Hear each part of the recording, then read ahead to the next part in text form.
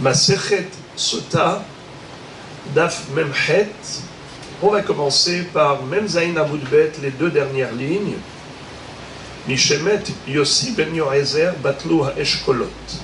Mais avant cela, nous allons d'abord terminer la deuxième partie de la Mishnah.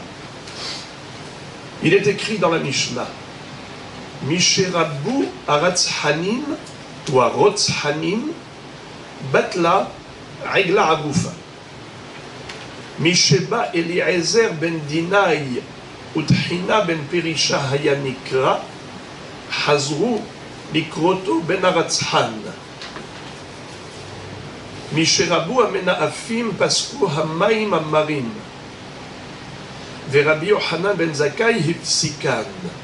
Sheneemar Lo efkod al benotechem kitiznena ve'al kalotechem kitena'afna ki hem im azonot yefaredu.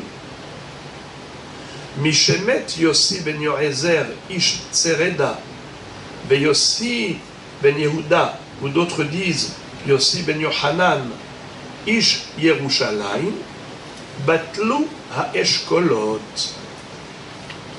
What is it? Sheneemar en eshkol le'echol bikura ivta nafshi. Yohanan Kohen Gadol he'evir hodayat ha'ma'aser. אף הוא ביטל את המעוררין ואת הנוקפין. עד ימיו היה פטיש מכה בירושלים.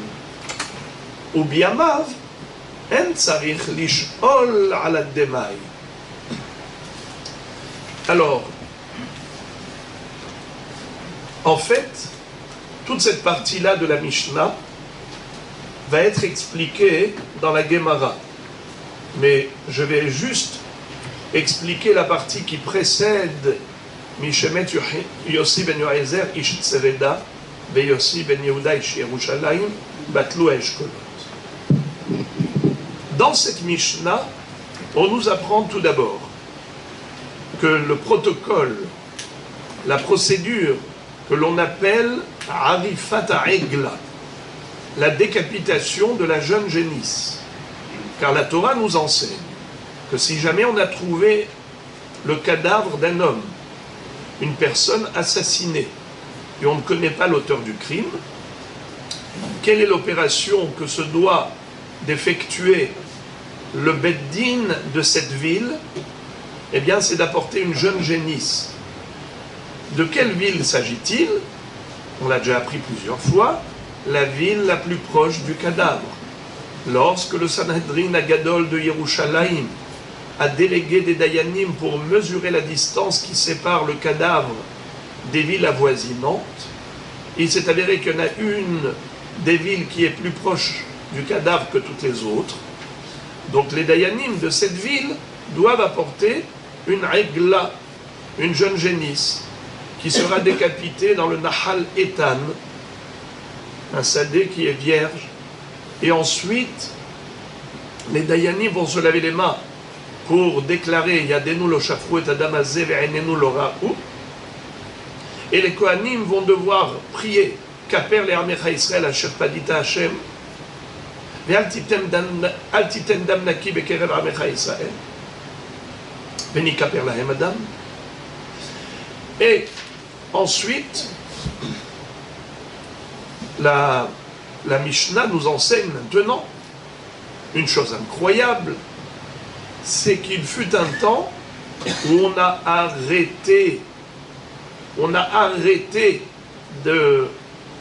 cette opération Egla Arufa.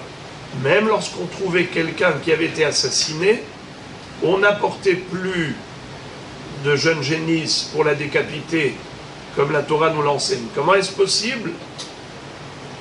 Eh bien, malheureusement, les crimes sont devenus tellement classiques, les gens qui réglaient les comptes avec leurs prochains, ils faisaient cela de manière tellement normale qu'on ne se posait plus la question qui a tué qui, tout le monde le savait. Étant donné que malheureusement, il n'y avait plus de respect pour la vie humaine, alors on n'apportait plus de Egla Arufa. Car dans la Torah, il est écrit Ki imatse halal ba'adama velo nodar mihikahu. Si on a trouvé un cadavre dans la terre, mais on ne sait pas qui est l'auteur du crime. Or, il le savait à cette époque où les gens tuaient à tort et à travers, à tour de bras. Dès qu'il y avait un problème, malheureusement, vous avez vu ce qui s'est passé à un moment donné, les gens commençaient en route. Quand l'autre ne l'a pas laissé passer, eh bien, il sortait un couteau, il le poignardait. Il a voulu lui faire un reproche, lui klaxonne, il lui sort un couteau. Ça veut dire que très vite, les gens s'enflamment dans une colère, et ni une ni deux, sans réfléchir, Hashem Yatzilenu, ils imitent les comportements qui ne sont pas de chez nous. Alors que la Torah nous demande d'être miséricordieux, clément, plein de pitié à l'égard d'autrui, bienveillant, bienfaisant, eh bien c'est la cruauté qui prend la place de la pitié. Et donc Rabou Ratzhanim, les assassins se sont multipliés. C'était à l'époque d'un certain monsieur qui s'appelait Eliezer ben Dinaï, et il s'est fait appeler Tehina ben Perisha. C'était un assassin notoire, et pour se donner bonne figure, il s'est fait appeler Tehina, supplication, Perisha, Parouche, un homme qui vit avec beaucoup d'abstention, qui s'inflige des mortifications. C'était un hypocrite, car derrière cela il tuait. Hazru Bikroto ben Aratzhan, ils ont fini par l'appeler le fils qui tue. Eh bien, depuis cette période-là, ça y est, on n'apportait plus la Egla Arufa, car on savait qui était l'auteur du crime. Donc on ne pouvait pas apporter une Egla, puisque l'un des critères, c'est l'onodar mikaou, si on ignore l'assassin. Mais là, on savait qui était le criminel. Puisque la Mishnah nous a enseigné qu'il fut une période, il fut une période durant laquelle il y a eu un tel déclin spirituel au sein du peuple juif, à tel point que le crime est devenu répandu. Eh bien, il y a eu au fil des générations également d'autres décadences d'ordre spirituel. Misherabu Amnaafim, la débauche, la dépravation, également s'est répandue. Et à ce moment-là, Pasku Hamaim Ammarim, même à l'époque du deuxième Beth Amikdash, on a arrêté la procédure qui s'appelle Ashkayat Mesota Hamaim Amarerim, lorsqu'une femme est soupçonnée d'avoir commis un adultère et que son mari l'avait averti préalablement en lui disant « Je t'interdis formellement de t'isoler avec cet homme », et elle a osé le faire, il y a un témoignage là-dessus, eh bien il doit l'amener à Yerushalayim au Beth Amikdash pour vérifier, clarifier la situation. Le Kohen allait d'abord retranscrire la paracha de Sota, qu'il allait effacer dans l'eau, qu'il allait lui donner à boire. Et finalement, quand malheureusement, ce n'était plus une exception, une femme qui a peut-être trompé son mari, parce que tout laisse penser que oui, puisqu'elle s'est isolée avec cet homme. Alors, quand ça arrivait, c'était accidentel, il fallait vérifier. Mais lorsque malheureusement c'est devenu monnaie courante, eh bien, Rabban Yochanan ben Zakkai hifsikan. Rabban Yochanan ben Zakkai dit stop, ça ne sert plus à rien, car l'eau a perdu son efficacité. Il faut le savoir que c'était un miracle. C'est juste un miracle qu'une femme qui a trompé son mari et en buvant cette eau dans laquelle on avait effacé le texte de la Sota, en buvant cela, elle explosait littéralement son ventre, les jambes, les membres qui ont participé, les organes qui ont participé à la Havera depuis le début, eh bien, ça, c'est un Ness. On ne peut pas le nommer autrement. Bien qu'en général, Akadosh Baruch Hu ne fait pas de miracle flagrant afin de ne pas s'imposer. Car le libre arbitre, c'est quoi? C'est la possibilité de faire du mal. C'est tout le mérite du choix du bien, c'est qu'il y a le choix du mal. La possibilité de renier Dieu, c'est ce qui donne le mérite de la foi en Dieu. Mais si Akadosh Baruch Hu se révèle, se dévoile, se montre, alors il n'y a plus de mérite. Eh bien, figurez-vous, la sota, c'est la seule chose qui reste en tant que miracle. C'est vrai qu'il y avait d'autres miracles au Beth Amikdash. Par exemple, il y avait le feu céleste qui consumait les corbanotes. Mais pour cacher, dissimuler ce miracle, on apportait un feu terrestre. Les Kohanim devaient apporter un feu normal pour brûler sur le Misbéach. Alors qu'on savait qu'il y avait le feu divin. Mais là, c'est mamash, une chose incroyable. Elle boit, boum! Qu'est-ce qu'il y a dans cette eau? On a écrit une paracha, des psukim. Ce Ness s'est arrêté, il s'est estompé à l'époque de Rabban Yochanan ben Zakkai, contemporain de la destruction du deuxième Beth Amikdash. Quelques années avant la destruction du temple, il a arrêté. Il a dit stop. Il n'y a plus de boisson pour la femme soupçonnée par son mari. Car c'est inefficace. Ça ne sert à rien. Akadosh Baruch Hu parlait avec Israël au travers de ce miracle. Il ne mérite plus la parole divine. C'est un peu comme la Tzara'at. Là encore, ce que je vous ai dit, c'est Ramban Nachmanide. C'est lui qui dit que c'est un miracle, l'histoire de la Sota. Et il dit pareil pour la Tzara'at, dans Parashat Tazria Metzora. Il dit, aujourd'hui les gens parlent du Lachon Hara, et ils n'ont pas de lèpre. Pourquoi à l'époque, oui? C'est-à-dire, lorsqu'Israël était de ce niveau, le peuple élu, dans la terre élue, et qu'ils étaient dans un niveau de proximité avec Akadosh Baruch Hu tel que, dès qu'ils faisaient le moindre mal, tout de suite, ça transparaissait. Akadosh Baruch Hu parlait avec ce code, c'est-à-dire, tu as dit du Lachon Hara, Metzora, Motzira, eh bien Yotzera, tout de suite il y a la Tzara'at. Mais c'est comme quoi? C'est comme un costume tout neuf.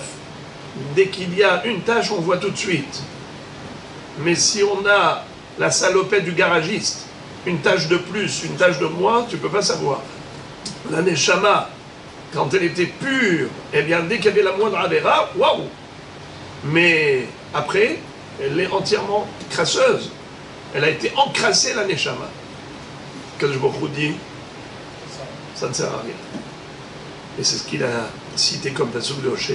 Lo efkod al benotechem kitiznena, ve'al kalotechem kitena afna, ki en imazonot yifaredu. Je ne vais plus vous être le témoin de ce que vos filles ont fait comme niouf, comme relation incestueuse. Ve'al kalotechem kitena afna, ou vos belles filles qui trompent leur mari. Car même les hommes, ils vont avec des prostituées comme des mulets. Yefaredou, ça vient du mot pered, pradim, comme on dit, une mule, pirda, un mulet, pered. Imazonot, yefaredou, c'est des mulets, c'est des chevaux. Donc, le mari n'est pas loyal, n'est pas fidèle à son épouse n'est pas fidèle. Les enfants, ils font n'importe quoi. Et alors, Hashem Yatzilenu, il n'y a plus ce contact avec Akadosh Baruch Hu, cette communication avec Hashem. Akadosh Baruch Hu ne communique plus avec Israël tel qu'il le faisait au travers de ce miracle. Donc il a dit ça ne sert à rien, au contraire. C'est même du Chilul Hashem. Pourquoi? Parce que quand elle va boire, et elle sait pertinemment qu'elle a trompé son mari, rien ne se passe. Alors on va dire, c'est du n'importe quoi la Torah, Chas v'Shalom. La Torah dit que le Kohen l'a averti que, et finalement rien ne se passe, alors qu'elle sait qu'elle a trompé son mari, c'est du Chilul Hashem. Alors Rabbi Yochanan ben Zakkai dit stop. Parce qu'il y a une raison pourquoi c'est devenu inefficace. C'est parce que le pasuk le dit, c'est le prophète Oshéa. Lo efkod al benotechem kitiznena, ve'al kalotechem kitena afna, ki hen imazonot yefarenu. Car même le mari n'est pas fidèle. Or la Torah nous dit, venika ha'ish me'avon, bizman she'ha'ish menuke me'avon, ma'im botkinota. En ha'ish menuke me'avon, en ha'ma'im botkinota. Si le mari est propre, alors l'eau peut vérifier son épouse. Mais si lui-même n'est pas propre, eh bien l'eau ne peut plus être efficace. Puisque, dans ce même ordre d'idée, la Mishnah nous cite beaucoup de choses qui ont changé avec le déclin spirituel qui a eu lieu à la fin du deuxième Beth Amikdash. Il y a eu Horban Beth Amikdash. Mais il y a eu beaucoup d'autres choses qu'on a perdues. Mishemet Yossi ben Yoezer, Ish Tzreda, ve Yossi ben Yehuda, Ish Yerushalayim, Batlu ha-Eshkolot. Qu'est-ce que ça veut dire? Il fut un temps où la mahloket n'existait pas. Il n'y avait pas de notion de discussion, à savoir quelle est la halakha? Est-ce que c'est comme ça ou comme ça? Eh bien, la première mahloket qui a eu lieu, c'était à cette époque-là, où tout ce qu'on avait reçu, c'était Torah Misinaï. La Torah, elle était intégralement retransmise. Il n'y avait aucune mahloket. Il n'y avait pas Ashkenazim, Sfaradim, ce rab dit ainsi, la halakha, elle est tranchée par un autre rab différemment. Tout ce que nous voyons aujourd'hui comme mahloket, ça n'existait pas. Il y avait une Torah qui était transmise intégralement depuis Moshe Rabbeinu. Moshe Kibel Torah Misinaï, Saral Yoshua, Yoshua, Liskenim, Uskenim, Nenviim, Unviim, Samoyan, Shekeneset Agdola, et ça continue comme ça, jusqu'à l'époque de Yossi ben Yoezer, Ish Tzreda, de Yossi ben Yohanan, Ish Yerushalayim.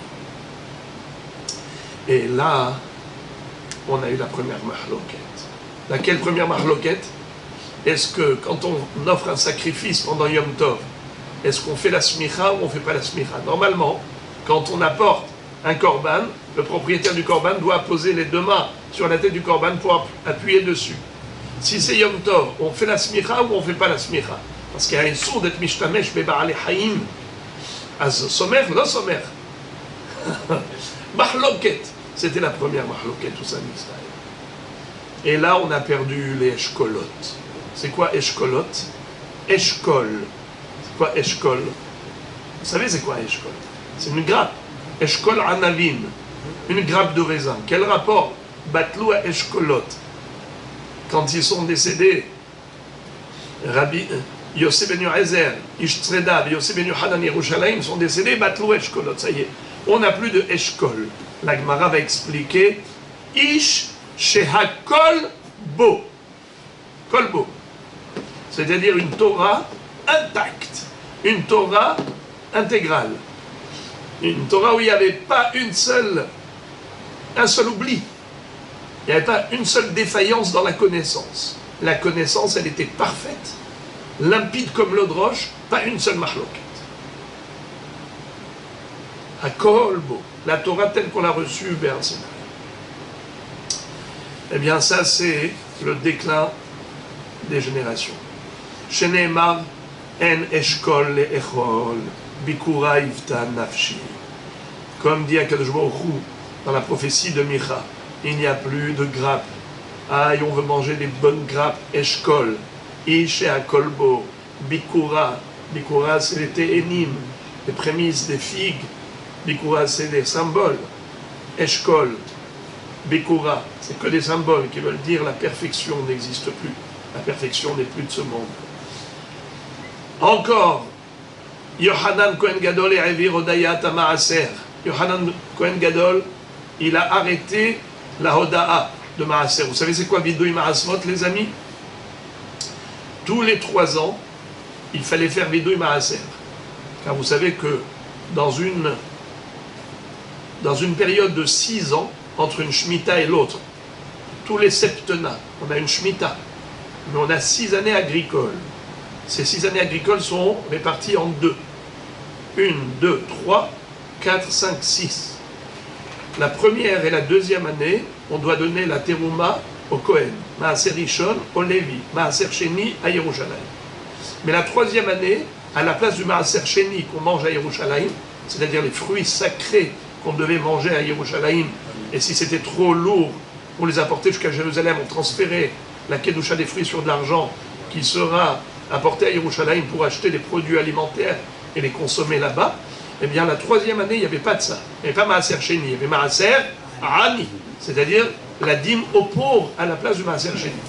Idem pour 4, 5, 6. La quatrième et la cinquième année, c'est Terouma, Maaser Rishon au Lévi et Maaser Sheni. Et la sixième année, au lieu de Maaser Sheni, Maaser Ani. Ok, ça c'est les prélèvements. C'est la raison pour laquelle, puisqu'on a 3 ans, on a laissé défiler tous les prélèvements, Terouma, Maaser Rishon, Maaser Sheni. Eh bien, et après ça, Maaser Ani pour la troisième année. À Pessah de la quatrième année et à Pessah de la septième année, il fallait faire le vidouille, Maasrot, tout ce qui figure dans Parashat Kitavo. Vous allez voir dans Parashat Kitavo, il y a tout un récital. Nous verrons dans la Gemara pourquoi Yohanan Kohen Gadol a dit stop, on ne fait plus de vidouille Maaser, c'est-à-dire qu'on ne récite plus ce passage de la Torah qui est en fait une déclaration. Dans cette déclaration, on dit à Kadosh Baruch Hu, voilà, on a accompli toutes les mitzvot relatives au prélèvement des fruits d'Eretz Israël, on a accompli la mitzvah parfaitement. On a prélevé la terouma, on a prélevé le Maaser Rishon, on l'a donné au Lévi, Maaser Sheni, Be'arti HaKodesh Min HaBayit, et on a respecté les lois du Maaser Sheni. On a également donné Maaser Ani la troisième année. Donc cette déclaration s'appelle Vidouille Maasrot. Lui, Yohanan Kohen Gadol a dit, ça y est, on ne fait plus de Vidouille Maaser. Pourquoi pas? On verra dans la Gemara. Afhu bitel et ame'orerin ve'tanokfin. Il a également arrêté, alors je vais traduire littéralement, évidemment, sans comprendre, parce que ce que je vais dire c'est plus que bizarre. Il a arrêté il a stoppé les réveilleurs et il a stoppé les frappeurs. C'est quoi ce que je dis? On va attendre la Gemara. Également, Adiyamav Haya Patish Maké Birushalayim. Jusqu'à sa génération, son époque, le marteau se faisait entendre à Jérusalem pendant Chol HaMoed. Et lui, il a dit stop. Vous le savez qu'on n'a pas le droit de travailler pendant Chol HaMoed, à l'exception de Davar HaAved, à l'exception de Tzorchei HaMoed, de Tzorchei Rabim, de Poel She'en Lo Mayochal, de Maaseh Hediot. Eh bien, il y a des exceptions. Lui a dit, je ne veux plus entendre le marteau martelé à Yerushalayim. Je ne veux plus avoir ce retentissement du marteau qui résonne lorsque le forgeron tape avec son marteau pour réparer des kelim. Je ne veux plus entendre. Et pourtant, c'était pour Davar HaAved. Mais il y avait du Hilul Hashem, car pas tout le monde le savait que c'était un travail qui était permis, qui était effectué par le forgeron ou par le menuisier. Les gens disaient, oh, Chol HaMoed, on a le droit de travailler, nos limites. Alors, pour pas que les gens tombent dans la confusion et se permettent tous les travaux, même ceux qui sont interdits, voilà pourquoi il a dit, même ce qui est permis, on arrête. Ubiamav en tsarich lishol ala demai. Et à son époque, on n'avait pas besoin de poser la question par rapport au démail. Je vais le dire très rapidement, mais on verra plus en détail tout à l'heure. Le démail, vous savez, c'est quoi? C'est des fruits qu'on achète chez un Hamaharetz, un ignorant. On ne sait pas s'il a effectué les prélèvements de Terouma, Maaser. Terouma, oui, c'est sûr qu'il prélève. Pourquoi? Hita ahad poteret et akeri. Même un grain de blé suffit pour une multitude de récoltes. Un grain de blé. Hita ahad poteret akeri.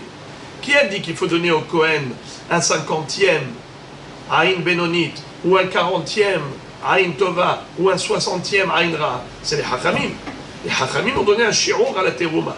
Mais la Torah n'a pas donné de shiur, même une miette ça suffit. Hachamim m'ont dit, c'est pas joli, tu vas pas donner une miette au Kohen. Alors tu donnes un cinquantième. Sur chaque 50 kilos, tu donnes 1 kilo. Si tu es généreux, un quarantième. Pour tous les 40 kilos, 1 kilo. Si tu es avare, eh bien pour tous les 60 kilos, 1 kilo. Par contre, un soixantième. Aïn tova, ehad ma'arba'in. Aïn ra'a, ehad mishishim. Aïn benonit, ehad mehamishim. D'ailleurs, terouma, c'est la contraction de deux mots. Tre-mea, trouma, 2%. C'est 1 cinquantième. 1 pour 50, c'est 2%.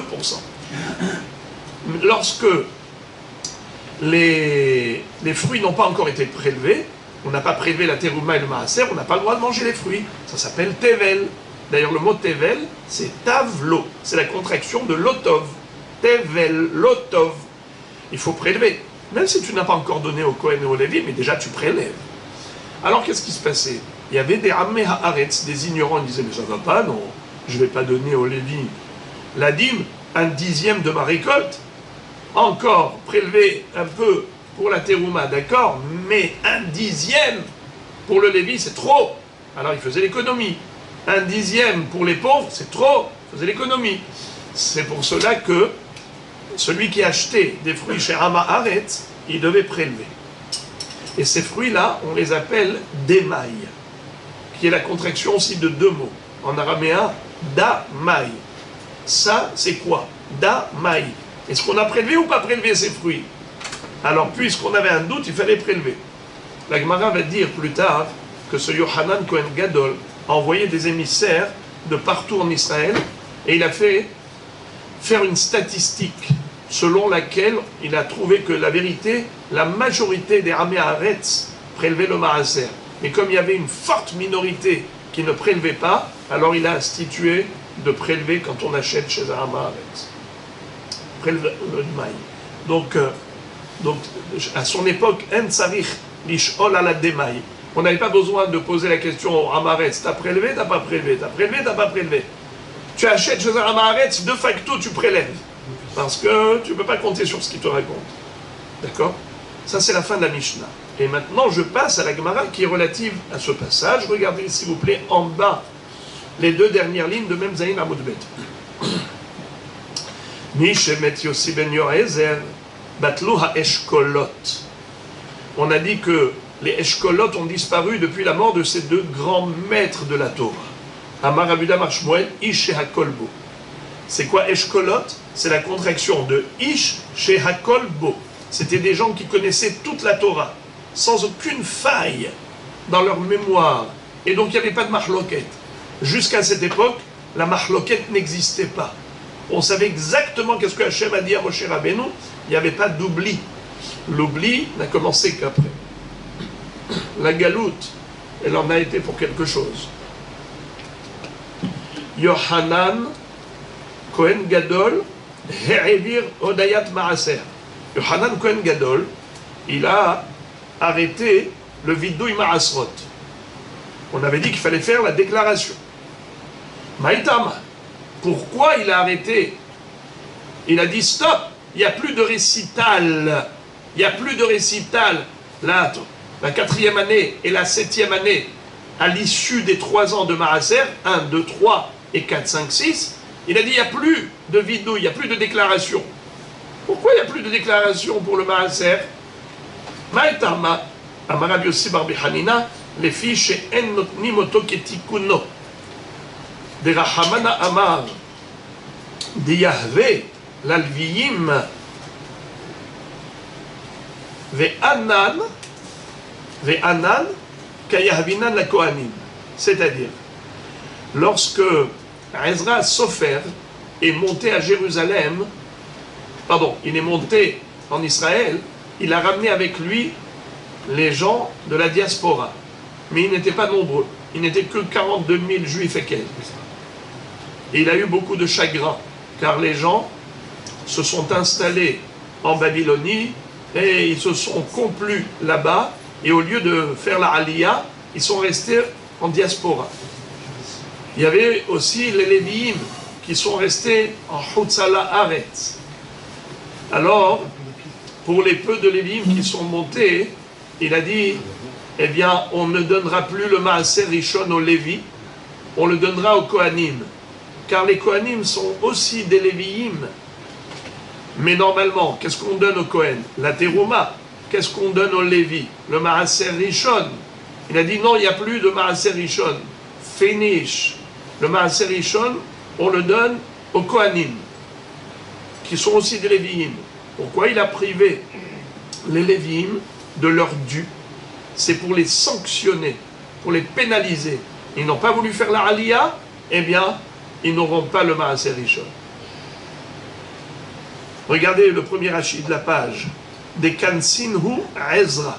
וכיוון שאינן נותנים אותו כתיקונן, אין יכולים לומר וגם נתתיו ללוי ככל מצוותיך.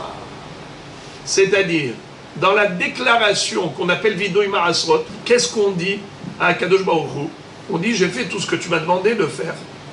D'accord? Mais ce n'est pas vrai. Tu n'as pas fait ce qu'il fallait faire.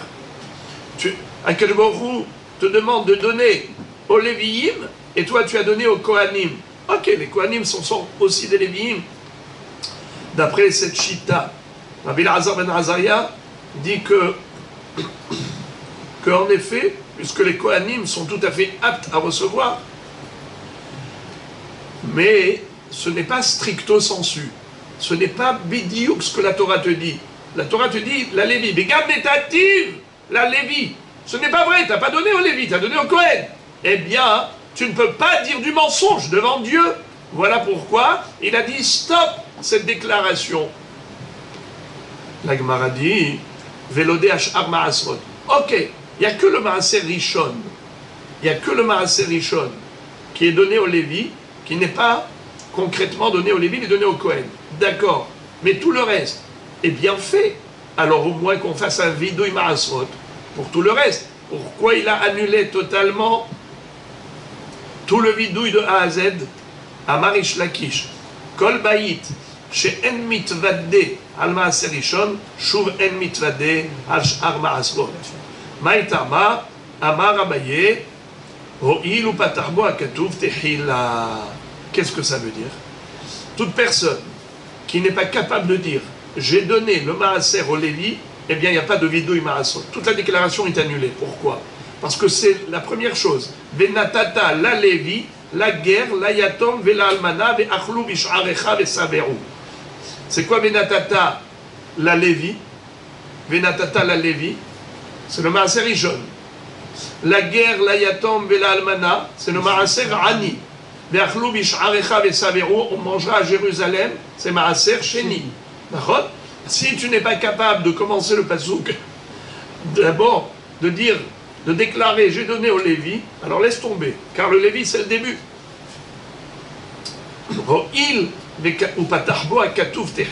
Puisque le pasouk qui commence par le Lévi, eh bien, tu as commencé du pied gauche, tu ne vas pas ensuite dire voilà je suis parfait dans le reste. La Gemara dit Miklal de Afrouché, Havum Afréché, ça veut dire qu'ils étaient irréprochables à l'époque de Yohanan Kohen Gadol, et ils prélevaient le Maaser, simplement, ils ne le donnaient pas au Lévi, ils le donnaient au Kohen, c'est pour ça qu'il a annulé le Vidouille Maasrot, mais à Tanya.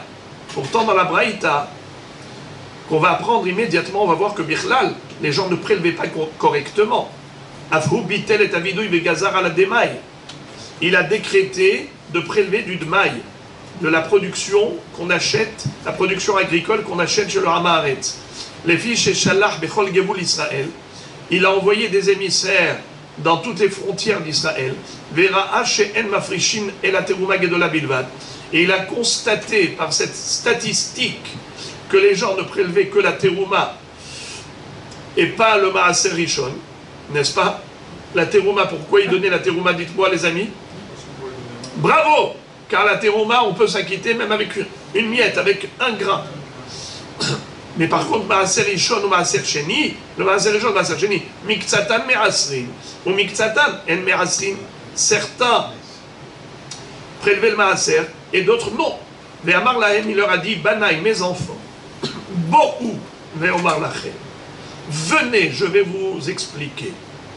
Keshem chez Teruma Gedola Yeshba Avon Mita, car Terumat Maaser Vetevel Yeshbaen Avon Mita.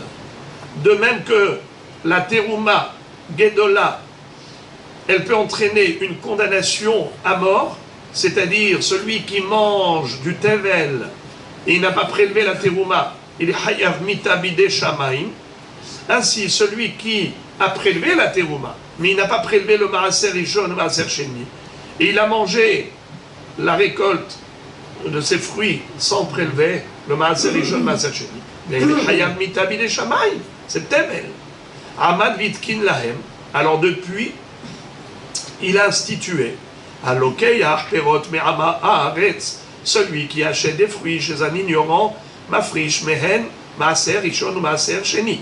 Il doit absolument prélever la première et la seconde dîme. Maaser rishon, qu'est-ce qu'on fait avec d'habitude? On donne au Lévi. Maaser sheni, on monte à Yerushalayim. Maaser rishon mafrish mimena trumat maaser. Qu'est-ce qu'il va faire celui qui achète les fruits chez un Amaharetz, il prélève la dîme, il doit prélever la dîme de la dîme. Qui est-ce qui peut me rappeler c'est quoi cette histoire? Turumat Maaser, Maaser Mina Maaser. C'est le Lévi, là, le Maaser. Bravo. Le Lévi, quand on lui donne un Maaser, lui-même il doit prélever le Maaser de ce Maaser et le donner à qui? Au Kohen. Comment ça s'appelle? Terumat Maaser. La Trouma du Maaser. Venot Nada Kohen. Maaser Sheni Ole Ve'ochlo Yerushalayim. Il doit prélever aussi Maaser Sheni, le manger à Yerushalayim. Maaser Rishon ou Maaser Ani. Et à chaque fois qu'on dit Maaser, c'est Lévi. Hein? Chaque fois qu'on dit Maaser, c'est Lévi. Et chaque fois qu'on dit Teruma, c'est Kohen. Quand on dit Teruma, c'est Kohen, obligatoirement. Maaser, c'est Lévi. Maaser Sheni, c'est Yerushalayim. Maaser Ani, Ani. Maintenant, le Maaser Rishon et Maaser Ani, une fois qu'il a prélevé, qu'est-ce qu'il en fait? Le Maaser Rishon, normalement, il devrait le donner au Lévi. Le Maaser Ani, il devrait normalement le donner à qui? Aux pauvres. Eh bien non, il est suffisant de le prélever du Dmaï et pas besoin de donner au Lévi, pas besoin de donner au Ani. Pourquoi? Rabota, écoutez bien. Hamotsim et Havero, Alavare Aya. Celui qui veut soutirer de l'argent de l'autre, il doit apporter une preuve. Étant donné qu'on parle ici de Dmaï, c'est quoi Dmaï? C'est des fruits achetés chez le Hamaharetz. Le Hamaharetz, peut-être qu'il a déjà prélevé, peut-être non. Peut-être oui, peut-être non. Ça s'appelle Safek. Mi Safek, qu'est-ce qu'il faut faire? Alors il faut prélever. Mais est-ce qu'il faut donner? Au Kohen, tu dois donner. Pourquoi? Car qui est-ce qui peut manger la terouma? Personne. Il n'y a que le Kohen qui est habilité à manger la terouma. C'est assourd de manger la terouma. C'est très grave. N'est-ce pas? Un homme qui n'est pas Kohen. C'est très grave. Mais, Rabotaï, quel est le din du Maaser Rishon? Est-ce qu'il a d'Akedusha, le Maaser Rishon? Non. Qu'est-ce qu'il faut faire? Le donner au Lévi. Il n'y a pas de sainteté. Si par exemple le Lévi veut t'inviter à sa table, il peut te donner du Maaser Rishon, il n'y a aucun problème. Le Kohen ne peut pas te donner la terouma à manger. Mais le Lévi peut te donner à manger du Maaser Rishon. Maaser Ani, il faut donner aux pauvres. Il y a d'Akedusha dans ses fruits? Non. Il faut juste donner aux pauvres. Alors maintenant, regardez comment c'est beau. Étant donné que le Dmaï, c'est un Safek Merosar, Safek lo Merosar, prélevé, il a été métaken de prélever. Mais donner, tu n'es pas obligé de donner. Pourquoi? Car le Lévi ou le Ani doivent apporter une preuve que le Hamaharetz n'a pas prélevé déjà. Car si le Hamaharetz a déjà prélevé, on ne doit pas prélever deux fois. Et on s'explique. Le Lévi ne va pas recevoir deux fois le Maaser de cette récolte. Alors si le Hamaharetz avait réellement déjà prélevé, pas besoin de prélever une deuxième fois. Seulement, dans le doute, on prélève. Mais dans le doute, on n'a pas besoin de donner. Vous entendez ici? Pour autoriser le reste des fruits qui ne soient plus Tevel, eh bien, il faut faire l'action du prélèvement. Je prélève, je dis c'est Maaser Rishon. Je prélève, je dis Maaser Ani. Mais est-ce qu'il faut que je donne? J'en fais quoi? Ça dépend. Eh bien non, je donne pas. Et qu'est-ce que j'en fais? Je les mange. Pourquoi je les mange? Parce qu'il n'y a aucun risque. La Kedusha, il n'y a pas de Kedusha. Et qu'est-ce que tu vas me dire? Ouais, mais t'es un voleur. Il faut donner au Lévi. On a une halakha. Hamotzi mechavero, alavare aya. Par exemple, il y a un litige, il y a un conflit. Toi, tu viens, et tu dis que je te dois de l'argent. Tu as une preuve? Non, tu n'as pas de preuve. Alors, je te dois rien. Puisque tu n'as pas de preuve. C'est vrai que si moi je le sais, il n'y avait pas de témoin, mais moi je le sais, tu m'as prêté de l'argent. Alors le ciel est là pour juger. Tu as emprunté, tu rembourses. Sinon, tu es comme un voleur. Mais est-ce que le tribunal peut condamner cet homme à payer? Non. Pourquoi non? Car il n'y a pas de preuve. Il n'y a pas de témoin. Alors, l'argent chez qui il reste? Chez la personne qui le détient, chez le détenteur de l'argent. Ces fruits-là, est-ce que le monsieur doit donner au Lévi? Est-ce qu'il doit donner au Rani? Peut-être oui, peut-être non. Misafek, il n'est pas obligé de donner. Alors à quoi ça sert? Bravo. À quoi ça sert? Après, le produit, tu peux le manger. bravo. C'est que le reste des fruits, on peut les manger. Car avant de prélever, tous les fruits sont safek tevel. On ne peut pas les manger. Celui qui mange du tevel, hayab mitabi de shamaim. Alors qu'est-ce qu'il faut faire? Prélever et donner le nom de terouma. Prélever, donner le... Non! Je prélève, je mets de côté. Je mets de côté, je dis ça, c'est trouma. Ça, c'est maaser rishon. Ça, c'est maaser ani. D'accord? Alors la terouma, je suis obligé de donner au Kohen parce que c'est kadosh. Mais le maaser rishon, je ne suis pas obligé de donner au Lévi parce que peut-être que le Lévi l'a déjà reçu. Je ne suis pas obligé de donner au Hani, car peut-être que le Hani a déjà reçu, peut-être que le Hamaret a effectué les prélèvements comme il se doit. Voilà la raison pour laquelle il n'y a pas d'obligation de donner. Bien sûr. C'est ça aussi, ça Non, on ne parle pas de la terouma. Non, non, mais le Lévi, je peux le choisir aussi. Oui, mais en l'occurrence, en général, un Lévi, c'est-à-dire quand c'est Vadaï Tevel, je suis obligé de donner au Lévi. Je n'ai pas le droit de voler le Lévi. Mais là, je ne suis pas obligé de lui donner, car peut-être que le Hamaret s'est déjà donné. Alors, puisque c'est que des mailles, c'est Safek, alors, mais Safek, je ne suis pas obligé de payer, puisque Hamotsim et Havero, Alavare Aya, le Lévi et le Hani qui veulent me soutirer ce Maaser, lui il veut le Maaser Rishon, lui il veut le Maaser Hani, apportez une preuve que lui n'a pas déjà donné.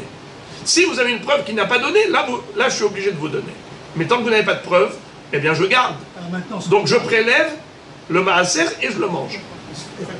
Non, parce que les autres, les fruits qui restent, tant qu'on n'a pas prélevé le Maaser Rishon et Maaser Sheni ou Maaser Ani, eh bien le reste s'appelle Tevel. Car le prélèvement, c'est ce qui fait que ce n'est plus Tevel. Et après le prélèvement de la Terouma, du Maaser Rishon, du Maaser Sheni ou Maaser Ani, c'est ce qui fait que les fruits qui restent ne sont plus Tevel. Maintenant après ça, il y a une deuxième mitzvah. Une fois que tu as prélevé, maintenant tu donnes. Tu donnes au Kohen, tu donnes au Lévi, tu donnes au Hani. Mais cette mitzvah de donner, c'est là que ça va changer. Quand on est dans le Dmaï, pour le Kohen, on est obligé de donner parce que de toutes les façons, tu ne peux pas manger. Qu'est-ce que tu vas manger du Safek Terouma, Hazve Shalom. Mais le Safek Maaser Rishon, il n'y a pas de Issur. Safek Maaser Hani, il n'y a pas de Issur. Le Maaser Sheni, il suffit de racheter avec une prouta. Je transfère la Kedusha des fruits qu'on devait manger à Jérusalem sur une pièce d'argent et je désacralisais les fruits, tout va bien. Il n'y a que la pièce qui est kadosh, tous les fruits sont devenus profanes et je peux les manger. Alors on va terminer avec cela. Alors la question de la Gemara, elle est de savoir c'est quoi le tikkun. La Gemara dit tarte tikken. Il a été metaken en fait deux choses. Bitel vidouille des haverim, vegazar al dmaï shel ha'me'aretz. Premièrement, il a fait la fameuse takana de ne plus faire cette déclaration de Vidouï Maasrot. Pourquoi? Comme Ezra Sofer avait sanctionné les Lévi'im et il ne recevait plus le Maaser Rishon, on le donnait plutôt au Kohanim à la place. Alors, comme on l'a expliqué précédemment, on ne peut pas dire devant un mensonge, nétative la Lévi alors qu'on ne l'a pas fait. Deuxièmement, il a été métaken, il a institué que tout fruit qu'on achète en Israël chez un ignorant, chez un Hamaretz, il faut prélever, car peut-être le Hamaretz n'a pas effectué les prélèvements nécessaires. Yohanan Kohen Gadol avait institué deux choses. La première, c'est que on n'allait plus faire ce qu'on appelait Vidouï Maasrot. Deux fois, chaque septennat, on faisait ce Vidouï Maaser. La 4e année et la 7e année. Par rapport aux 3 années précédentes, comme on a expliqué précédemment, qu'une fois qu'on a effectué tous les prélèvements, Teruma, Maaser Rishon, Maaser Sheni, Maaser Ani, alors il fallait faire Vidouï Maasot. Mais Yochanan Kohen Gadol a dit, étant donné que Ezra Sofer a pénalisé, sanctionné les Lévi'im et on leur donnait plus le Maaser Rishon, donc on ne pouvait pas se permettre de dire du mensonge devant Akadosh Baruch Hu et de faire ce Vidouï Maasrot qui commence justement par Natati la Lévi. Vegan Natati Minou la Lévi. Ce n'est pas vrai, tu n'as pas donné au Lévi. Alors donc il a été Mevatel le Vidouï Maasrot. Deuxième takana de Yochanan Kohen Gadol, c'est de prélever la Teruma, plutôt le Maaser Rishon, Maaser Ani, Maaser Sheni, de tous les produits agricoles que l'on achetait chez qui? Chez le Hama Haaretz. Ça s'appelle Demaï. Et pourquoi? Parce qu'ils étaient Hashudim, ils étaient susceptibles de ne pas prélever. Donc il a institué de prélever. Tout ça, on a développé précédemment. Maintenant, quelles étaient les deux dernières takanot de ce Yochanan Kohen Gadol? Rubitel et Amerorerim, Rebitel et Nokfim. Je vais commencer d'abord par Nokfim. Qu'est-ce que c'est que Nokfim? Nokef, c'est frapper, heurter. Nokef, comme par exemple, En Adam Nokef etzba'o milemata ila nuken machrizin alav milema'ala. Une personne, quand elle se cogne le doigt, ici sur terre, c'est que là-haut dans le ciel, on a décrété dans le tribunal céleste que la personne, elle prenne un coup. Sinon, comment une personne, elle peut se heurter, elle peut se cogner, comment il y a pu y avoir un accident? Tout ce qui se passe dans ce monde, ça a déjà été programmé là-haut, chez Akadosh Baruch Hu, Nachon. Alors, que veut dire Nokef? Frapper. Maintenant, il a dit, arrêtez de frapper. C'est quoi cette histoire? C'est quoi arrêter de frapper? Il a été Mevatel les frappeurs. La Gemara dit comme ça. Amar Rabbi Yuda Bar Shmuel, שהיו מסרטין לעגל בין קרניו כדי שיפול דם בעיניו. עתה הוא בטיל משום דמחזק ימומה. במתנית התנא שהיו חובטים אותו במקלות כדרך שעושים אותו לפני עבודה זרה. אמר להם עד מתי אתם מאכילים נבלות למזבח? C'est-à-dire, lorsque on amène aux abattoirs un veau, un mouton, un bœuf, alors il y a un système. Comment on fait pour le mettre par terre? Il y a tout un système pour l'allonger à l'animal, pour pouvoir lui faire la shchita tranquillement, pour pas qu'il se débatte. Mais dans le Beth Amikdash, on n'avait pas cette facilité de tenir la tête du bœuf ou du veau et ainsi de suite. Parce qu'il se débat quand on veut lui faire la shchita. Ils avaient un système. Ils allaient lui faire une égratignure dans la peau, au-dessus de l'œil, et quand le sang coulait, ça l'embrouillait, ça lui brouillait la vue au veau. Il ne voyait pas qu'on était prêt à lui faire la shchita, et il n'allait pas se débattre. Et comme ça, on l'avait facilement. Étant donné que c'était juste une égratignure, c'est pas considéré comme un défaut, mais malgré tout, mehze kemuma. Ça paraît, ça donne l'impression d'être un défaut. Quoi, tu fais un défaut à la bête et après tu vas lui faire la shrita pour le korban? Alors c'est une mauvaise impression. Il leur a dit non. Mais après il y avait un autre système. C'est que carrément, il lui donnait un coup à la bête entre les cornes. Je vous relis. Hayu hovtim oto bemaklot. Pour le faire tomber à terre, on lui donnait des coups de bâton. On lui donnait des coups de bâton. À qui? À l'animal. Au veau, par exemple. Alors il leur a dit, et en fait, la vérité, c'est comme ça que les Ovdei Avodah Zara faisaient pareil, pour faire tomber l'animal qui se débattait. Il leur a dit, Ad matai aten ma'achilim nevelot la mizbeach. Jusqu'à quand vous donnez au mizbeach des korbanot de nevela? La Gemara dit nevelot, ah shachit lehu. Qu'est-ce que c'est qu'une nevela? C'est une bête qui est morte sans shrita, ou pas une shrita rituelle. Mais là, il lui faisait la shrita, ça veut dire quoi, Nevela? Et là, terefot, shema nikaf krum shel moach. Il leur a dit, jusqu'à quand vous allez sacrifier sur le misbéach des bêtes qui sont terefa? Qu'est-ce que c'est qu'une terefa? C'est une bête qui a été atteinte dans l'un de ses organes vitaux. Par exemple, un trou dans le poumon, dans le cœur, dans la membrane du cerveau, eh bien, ça s'appelle trefa. C'est une bête qui est morte vivante. Étant donné que l'un de ses organes vitaux a été atteint, eh bien, elle ne vivra pas plus de 12 mois. Ça s'appelle terefa. Il leur a dit, mais peut-être qu'en donnant des coups de bâton sur la tête de l'animal, vous allez perforer la membrane du moach. Et de ce fait, ça devient une terefa. Comment vous mettez un korban terefa sur le misbéach?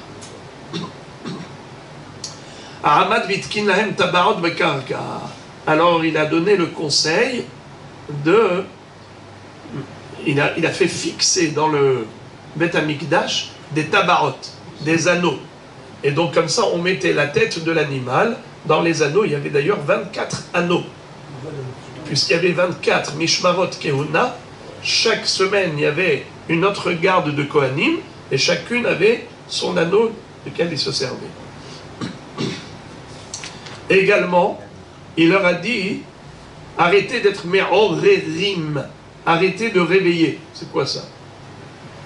Maï me'orerim, amar et hava, bechol yom vayom, shayu omdim ala duchan, levim omrim ala duchan, ayu omrim ora lamatishan Hashem. Quand les Lévi'im montaient sur le duchan, ils récitaient le psaume de réveille-toi, pourquoi tu dors Hashem?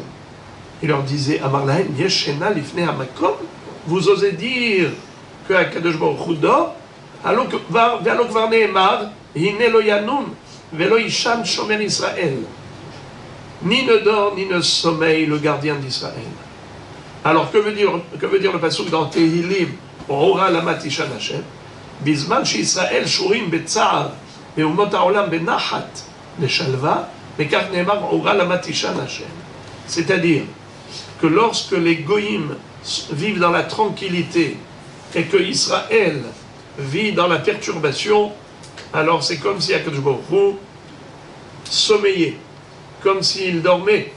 Il laisse ses enfants dans la souffrance. Alors c'est pour cela que le passouk dit « Ora la matisha Hashem ».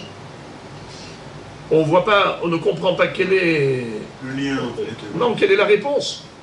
C'est un passouk de Tehilim. Qu'est-ce qu'il en veut aux Lévi'im? Les Lévi'im n'ont fait que réciter un mizmor de Tehilim.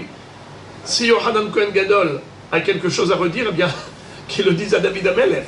David Amelech, c'est lui qui a écrit ça dans Tehilim. Donc on ne peut pas faire un reproche aux Lévi'im qui n'ont fait que réciter un passouk. Et en plus, quelle est la réponse? Il leur a dit, est-ce que Dieu dort? Mais c'est écrit. Lo yanum velo ishan shomer Israël. Ni ne dort, ni ne sommeille le gardien d'Israël. Mais qu'est-ce qu'il veut? Mais c'est d'autre part, il y a un passouk dans Tehilim. Alors, David Amelech a écrit Hinne lo yanum velo ishan shomer Israël. Mais David Amelech aussi l'a écrit Ora la matishan Hashem. Alors on ne comprend pas pourquoi il leur a dit stop, arrêtez de réciter ce passouk-là. Et c'est un passouk. Il y a plusieurs explications. Le Maharsha dit que il y a la période de la galoute après Horban Bet Amikdash et il y a l'époque du Bet Amikdash. Les Lévi'im ont dit ça à l'époque du Bet Amikdash sur le Duchan. Mais à ce moment-là, puisque la Shekhinah était parmi nous, puisque Israël avait le Bet Amikdash, n'était pas en galoute, alors ne dis pas Ora la matishan Hashem, vous ne souffrez pas. Vous avez le Bet Amikdash. Donc, c'était inapproprié à la période du Bet Amikdash. C'est pour ça qu'il leur a dit stop. Alors, de quoi il parle le passouk? Pendant la galoute, après la destruction du temple, quand les goïms sont dans la paix et Israël dans la souffrance, en effet, à ce moment-là, ce passouk est approprié. Mais le Rambam dit autrement. Et je rajoute un peu d'explication, c'est qu'il y a deux façons de réciter ce pasouk sous forme de supplication ou chas v'shalom sous forme de reproche? Est-ce que c'est dit on ra la matishan Hashem chas v'shalom comme si c'était un reproche? Quoi, Dieu sommeille?